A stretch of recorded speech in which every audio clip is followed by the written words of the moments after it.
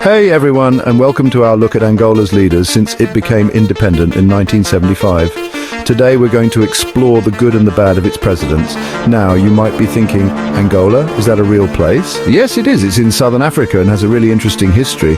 Since becoming independent, things haven't been easy. We're talking civil wars, Cold War drama, and trying to build a strong economy. It's been a wild ride, so get ready as we learn about Angola's presidents, from Agostinho Neto, who fought for freedom, to José Eduardo dos Santos, who ruled for a long time, and now João Lourenço, who is trying to change things.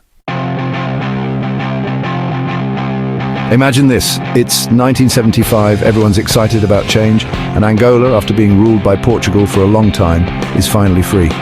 The air is electric with hope and anticipation. People are dancing in the streets, waving flags and singing songs of freedom. It's a moment that many thought would never come, a dream finally realized after years of struggle and sacrifice. Leading the way is Agostinho Neto, a poet, doctor, and a true hero. Neto wasn't just a political figure, he was a man of many talents and deep convictions. His poetry inspired many, his medical skills saved lives, and his leadership brought the nation together. He was a beacon of hope in a time of darkness. This guy was serious about freedom. He dedicated his entire life to the cause, enduring imprisonment and exile, but never wavering in his commitment. His speeches were powerful, his resolve unbreakable. He believed in a future where Angolans could govern themselves, free from colonial rule.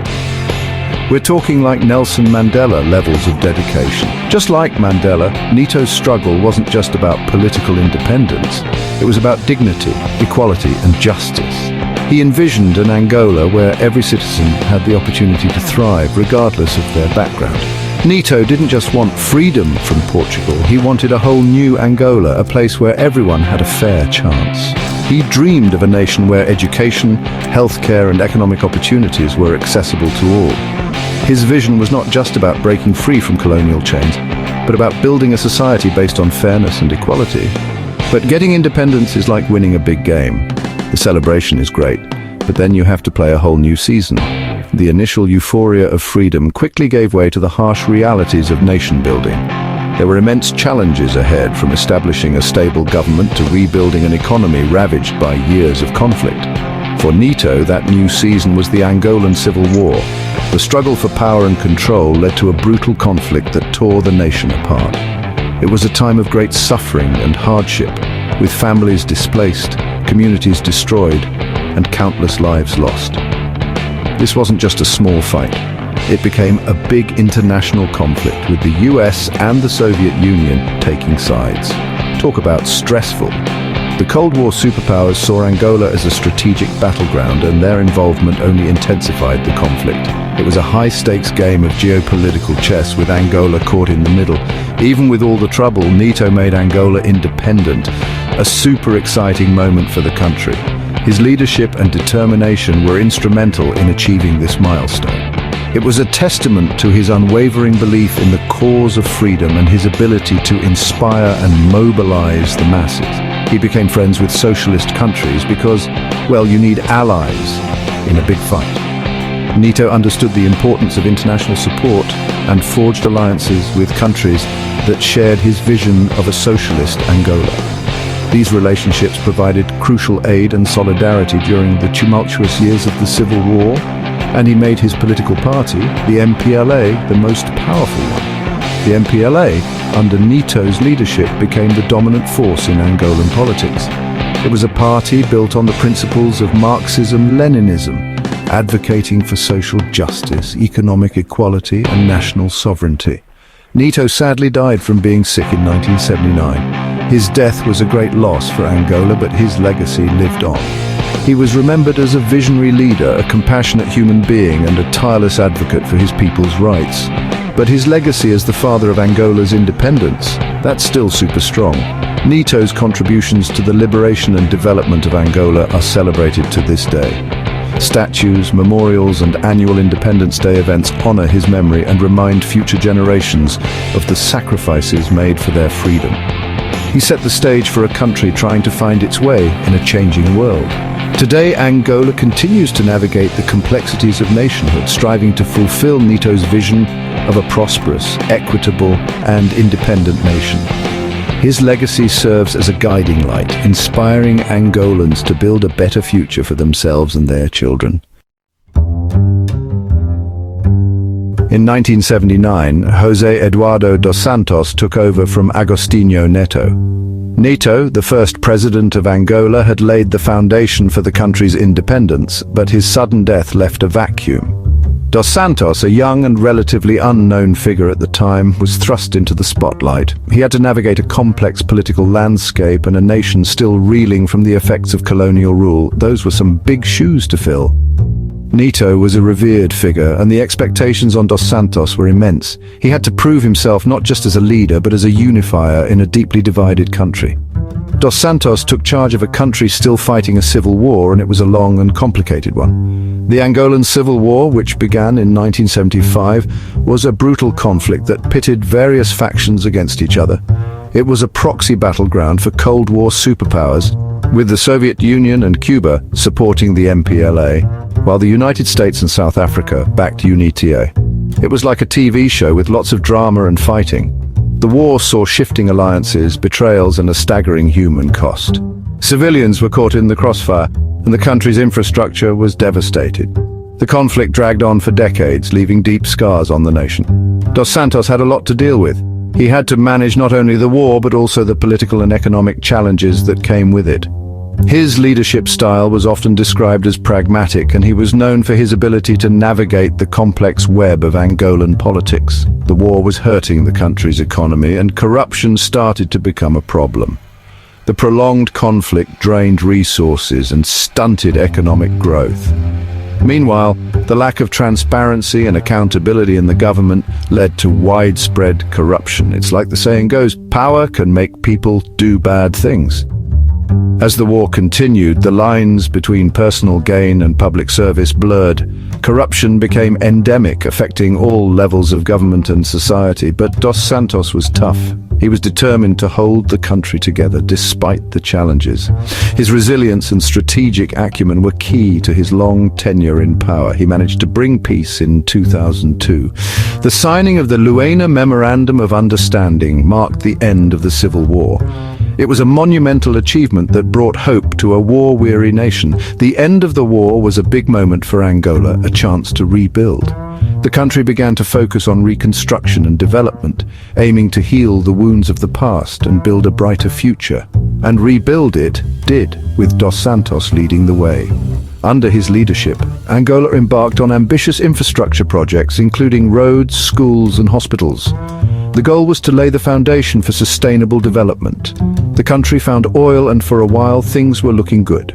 The discovery of vast oil reserves transformed Angola's economy. Oil revenues fueled growth and provided the government with the resources needed for development. But oil money can be good and bad. While it brought wealth, it also created new challenges. The reliance on oil made the economy vulnerable to price fluctuations, and the wealth was not evenly distributed. While Dos Santos's government built roads and schools, there were still problems with corruption. The influx of oil money exacerbated existing issues, and the benefits of development were often undermined by corrupt practices. The rich got richer and the poor stayed poor. The economic disparity became more pronounced, with a small elite enjoying the lion's share of the wealth while the majority of the population remained in poverty. Dos Santos finally stepped down in 2017 after being in power for almost 40 years. His departure marked the end of an era. He left behind a mixed legacy with significant achievements but also unresolved issues. He ended a terrible war and helped the economy grow, but he didn't fix the problems of corruption and inequality. The challenges that Angola faces today are a testament to the complexities of his long reign. As the country moves forward, it must address these issues to build a more equitable and prosperous future. In 2017, things changed in Angola. The country, long known for its rich natural resources and complex political landscape, was on the brink of a significant transformation. The streets of Angola, bustling with life and activity, were about to witness a new era. João Lourenço, who used to be in charge of the army, became president. His military background gave him a unique perspective on leadership and discipline, qualities that many hoped would translate into effective governance. He promised to do things differently, and people were hopeful. The citizens of Angola, weary from years of political stagnation and economic disparity, saw in Lourenço a beacon of hope. Smiles and optimism spread across the nation as people dared to dream of a better future. After such a long time with Dos Santos, people wanted change. And Lourenço promised change. He started fighting corruption. The previous regime, led by José Eduardo dos Santos, had been marred by allegations of corruption and nepotism. Lourenço's commitment to transparency and accountability was a breath of fresh air. Remember how some people said Dos Santos and his friends got rich from oil money?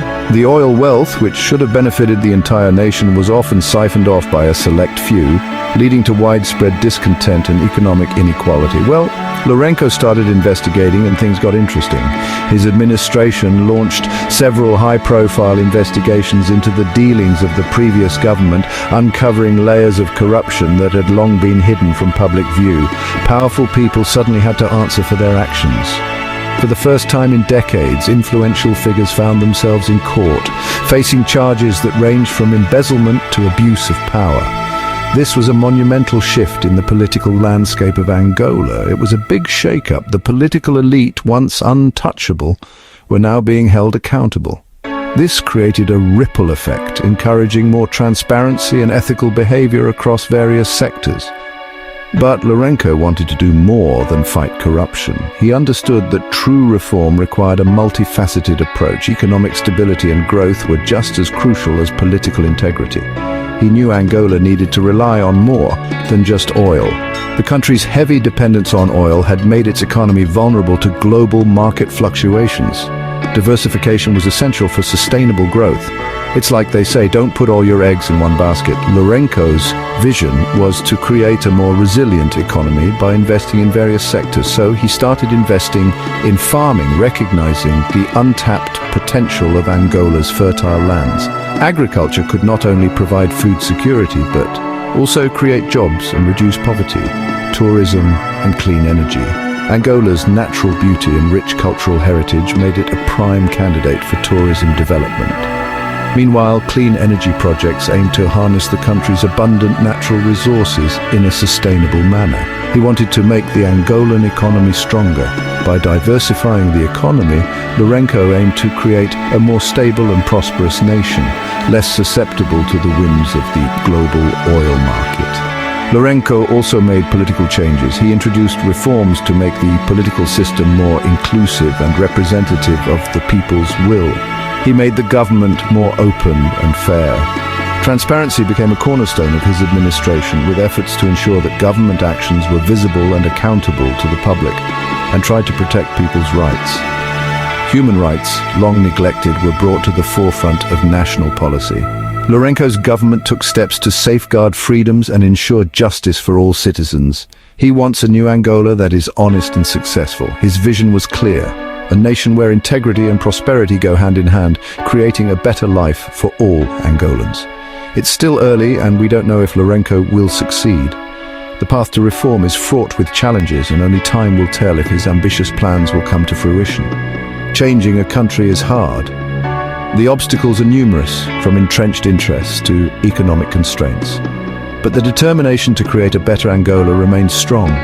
But he's definitely making big changes, and everyone is watching to see what happens next. The world is keeping a close eye on Angola, eager to see if Lourenço's reforms will pave the way for a brighter future. Thanks for joining us on this look at Angola's presidents. From fighting for freedom to dealing with the challenges afterward, Angola's story shows how strong its people are and how much they want a better future. As Angola moves forward, its leaders will continue to be important. The fight for good government, a strong economy and fairness continues, and the world is watching to see what happens next in Angola's story. Stay tuned for more videos about leaders and governments around the world.